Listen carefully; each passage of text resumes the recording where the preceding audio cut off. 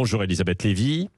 Bonjour Patrick, bonjour à tous. On annonce un renforcement de l'éducation à la sexualité à l'école dès l'âge de 6 ans. Est-ce que c'est une bonne nouvelle, non ? Alors, pas pour les parents, parce que dans le baromètre IFOP SOS Éducation, 68% des parents sont contre, ou ils sont au moins contre le fait que ce soit une priorité, et ça pour tous les niveaux de scolarité, et même à gauche, Patrick, ce n'est pas l'enthousiasme, puisque le rejet est autour de 50%. Alors, de toute façon, ce n'est pas pour tout de suite, ça ne commence pas demain.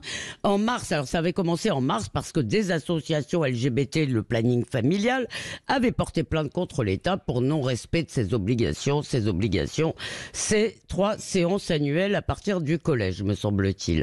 Alors à ce moment-là, Pape Ndiaye a annoncé un grand plan pour former des intervenants. Il a demandé au Conseil supérieur des programmes des propositions pour novembre et apparemment Gabriel Attal ne revient pas là-dessus. Alors pour moi, il y a déjà un problème avec l'intitulé éducation à la sexualité. Est-ce que ça veut dire qu'on va apprendre aux mômes à faire l'amour maintenant ? Bon, oui, mais Elisabeth, vous exagérez. Il est quand même bon que les enfants soient informés sur ces questions, non ?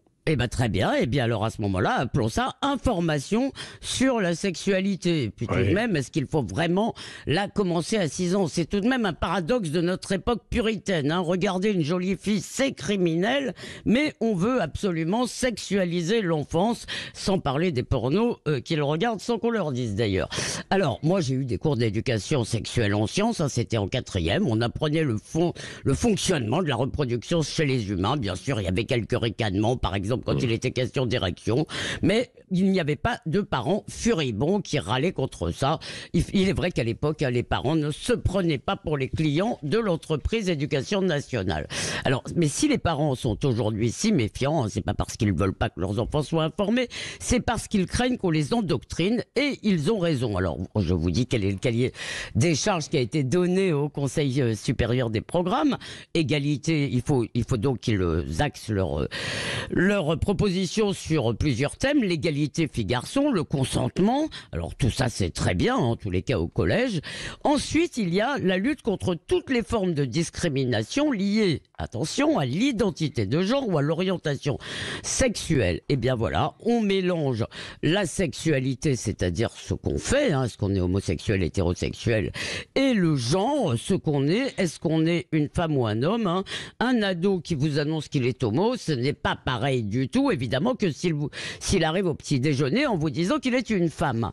Alors, tant qu'il est question de tolérance, non, il n'y a pas de problème, et c'est même utile, notamment pour l'homophobie qui sévit dans certains établissements. Mais vu que ce sont des associations LGBT militantes qui vont être amenées à intervenir, le risque, c'est d'apprendre aux jeunes que l'hétérosexualité, c'est ringard, et que dans le fond, la transidentité, c'est une norme comme toutes les autres. Et surtout, c'est donc ça la grande peur des parents, la propagande trans, alors que celle-ci est devenue, la mode trans est devenue un des éléments de la rébellion adolescente. Et puis, vous voyez, derrière tout ça, il y a tout de même une ambition un peu démesurée pour l'école, surtout dans l'état où elle est. Il s'agirait, nous dit-on, de faire des adultes épanouis. Que l'école fasse déjà des adultes instruits et qu'on laisse la vie se charger du reste. Les parents aussi, d'ailleurs. Merci Elisabeth Lévy.